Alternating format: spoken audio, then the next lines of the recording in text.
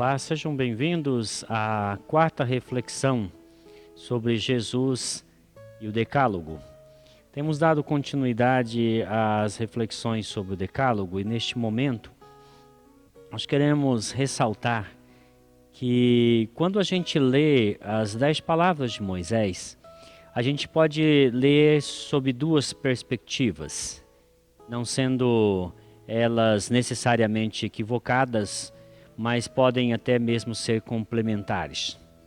A primeira perspectiva é uma perspectiva negativa e proibitiva, e é uma maneira literal de olhar para o Decálogo e concentrar-se exatamente naquilo que o Decálogo está proibindo.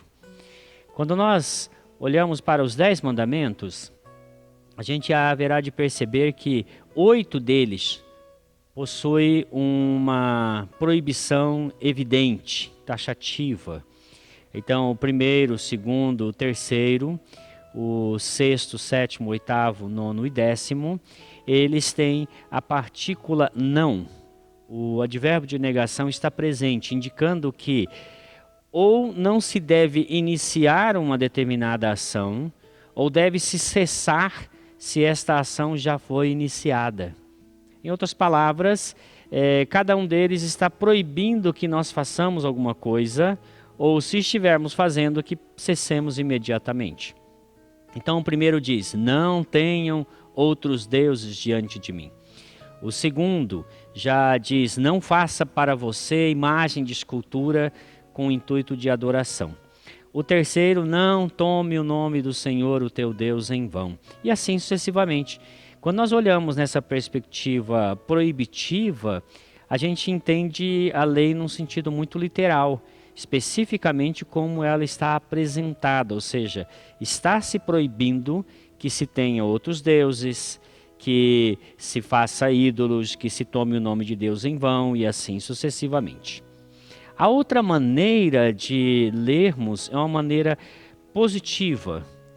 Nesse sentido, então, a gente olha para o Decálogo e tenta buscar ali, não necessariamente aquilo que se está proibindo, mas aquilo que, a partir dessa proibição, está se incentivando. Então, por exemplo, quando a gente lê assim, não terás outros deuses diante de mim, nós podemos entender que positivamente o mandamento está dizendo, adore unicamente a Deus. Não tenha outro Deus além de Deus, adore somente o único e verdadeiro Deus.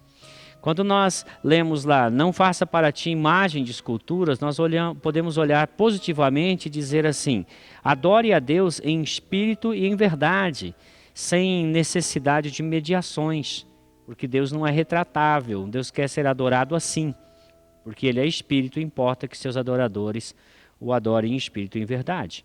Quando a gente lê ali, não tomarás o nome do Senhor teu Deus em vão, nós podemos interpretar positivamente dizendo assim, use o nome de Deus unicamente com o propósito de adorá-lo, de exaltá-lo, de reconhecer sua dignidade.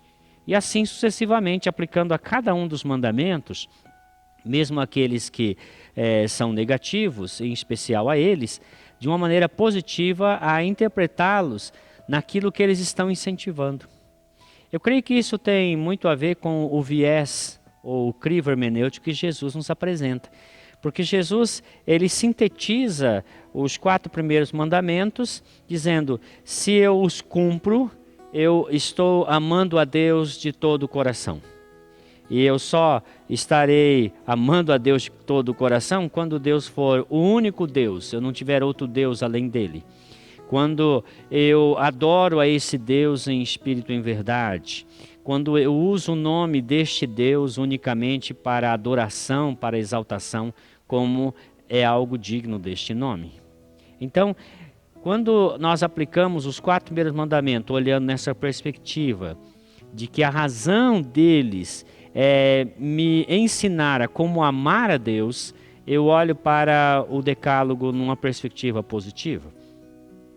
A questão relacionada aos 6 últimos também pode ser vista dessa maneira.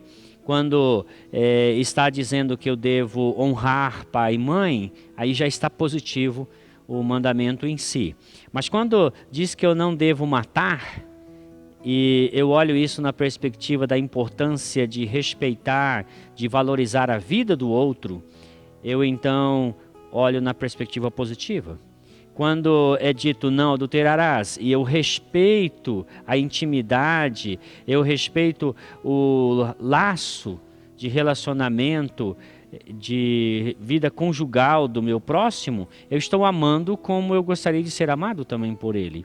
Quando eu não roubo, pelo contrário, eu tenho um apreço e reconheço o direito do outro sobre os seus próprios bens, eu estou amando como gostaria de ser amado. E assim sucessivamente.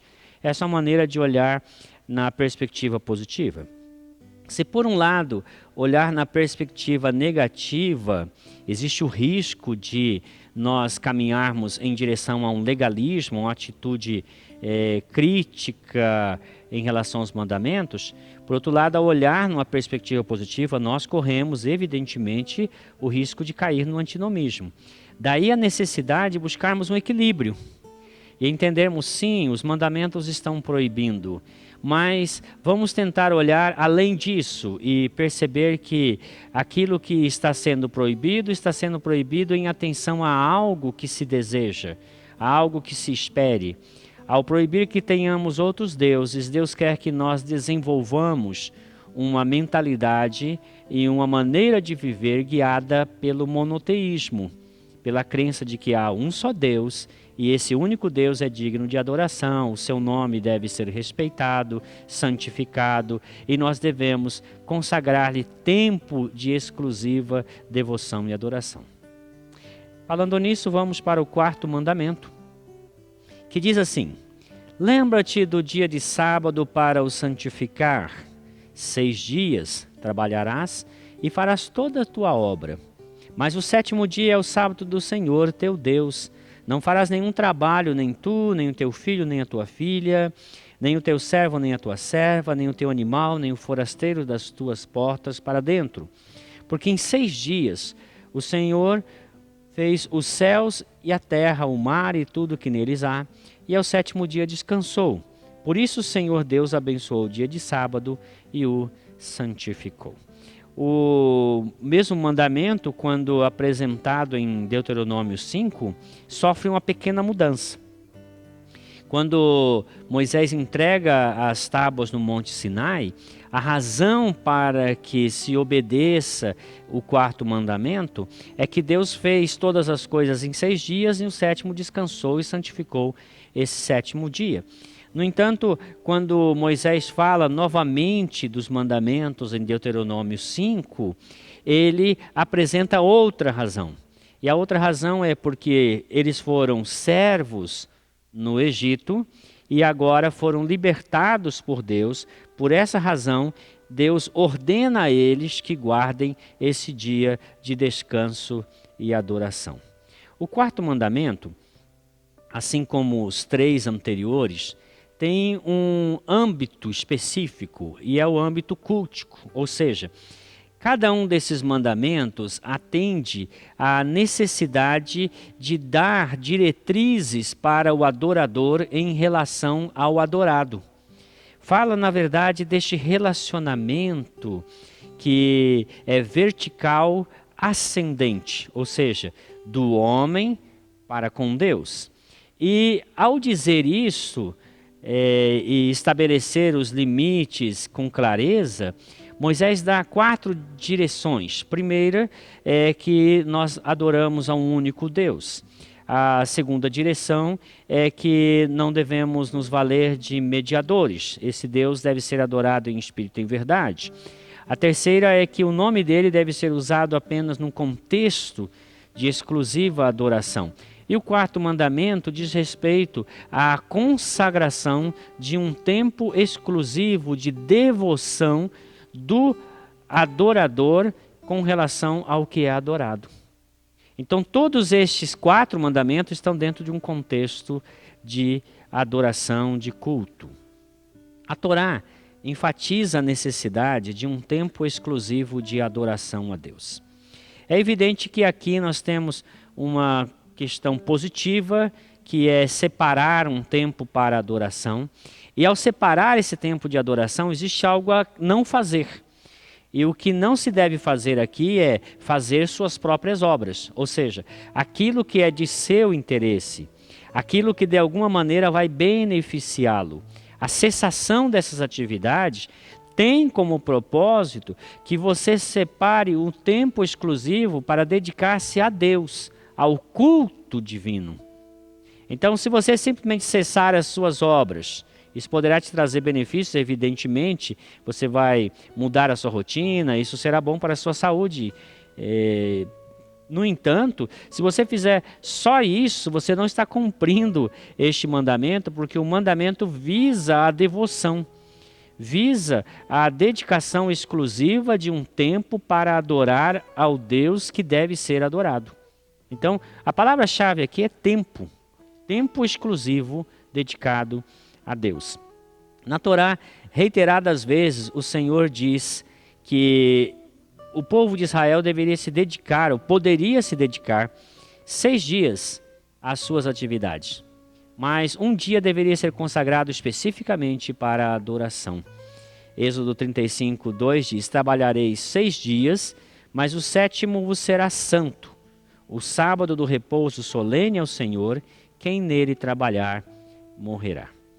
Nos dias de Neemias, houve um incidente lá que pessoas de outras nações estavam vindo a Jerusalém comercializar no sábado. Neemias ficou furioso com isso, fechou os muros de Jerusalém e ordenou que aquelas pessoas não mais voltassem a fazer seus comércios. O profeta Isaías, ele faz uma vinculação interessante em relação ao sábado. Isaías 56, 1 e 2 e Isaías 58, o profeta vincula a guarda do sábado ao exercício da justiça. E ele diz claramente assim: mantende o juízo, fazei a justiça, porque a minha salvação está prestes a vir. E logo em seguida ele diz: bem-aventurado o homem que faz isso, o filho do homem que nisso se firma, que se guarda de profanar o sábado e guarda sua mão de cometer algum mal. Em Isaías 58, ele fala: se você desviar o seu pé de profanar o sábado e de cuidar dos teus próprios interesses no meu santo dia, se chamares o sábado deleitoso e santo dia do Senhor, digno de honra, e o honrares não seguindo os teus caminhos, não pretendendo fazer a sua própria vontade, nem falando palavras vãs, então te deleitarás no Senhor. E eu te farei cavalgar sobre os altos da terra, e te sustentarei com a herança de Jacó teu pai, porque a boca do Senhor o disse. O profeta Amós faz uma outra vinculação muito interessante, quando ele diz que as pessoas que violam o sábado sagrado para a dedicação ao Senhor, o fazem movidos por ganância. E isso é algo que está dentro do próprio mandamento. Devemos cuidar das nossas coisas, mas confiar que Deus cuida de nós quando nós nos dedicamos a Ele. No embate de Jesus com os fariseus em relação à questão da guarda do 4º mandamento, Jesus estabeleceu 3 princípios. Marcos capítulo 12, nós encontramos 2 deles. O primeiro é que o Filho do Homem é Senhor do sábado. Com isso, Jesus queria dizer que ele tinha plena autoridade para dar a este mandamento a interpretação que ele julgasse conveniente. E evidentemente é a melhor de todas. E ele tem autoridade para interpretar esta questão, como o homem deve observar o 4º mandamento. E ele reivindica para si o direito de expressar-se a respeito disso. E como ele se expressa? Ele expressa dizendo e demonstrando, numa discussão ali com os fariseus, que é lícito fazer o bem no sábado. E ele cura as pessoas. E aquelas pessoas que estavam brigando com ele, dizendo que ele não estava guardando o sábado, naquele mesmo sábado tramaram matá-lo. Quer dizer, eles estavam dizendo que guardavam o 4º mandamento e estavam planejando no dia da guarda do 4º mandamento transgredir o 6º. Era inconveniente, a atitude deles era completamente legalista. E o último princípio que Jesus estabelece é que o sábado foi estabelecido para o homem e não o homem para o sábado. O que os fariseus estavam fazendo era como se Deus tivesse criado o homem para observar o sábado, ou guardar o 4º mandamento fosse a razão da existência humana. E Jesus está dizendo, não, não é assim. Primeiro Deus fez o homem e depois instituiu o sábado para o benefício do homem. Então não existe uma relação de o homem a serviço do sábado, mas o sábado a serviço do homem. E esta observância tem a ver com a questão de que nós precisamos, de tempo em tempo, literalmente pausar a nossa vida e dedicar tempo para exclusiva devoção e adoração a Deus. Este é o verdadeiro espírito do quarto mandamento. E se nós olharmos nessa perspectiva, Deus exige exclusividade na adoração e exclusividade na adoração pressupõe um tempo de dedicação exclusiva a isto. Que o Senhor te ensine a ter tempo de dedicação exclusiva em adoração na sua presença e você cresça nisso, para que você entenda qual o propósito de Deus para a sua vida. Que Deus assim te abençoe, em nome de Jesus.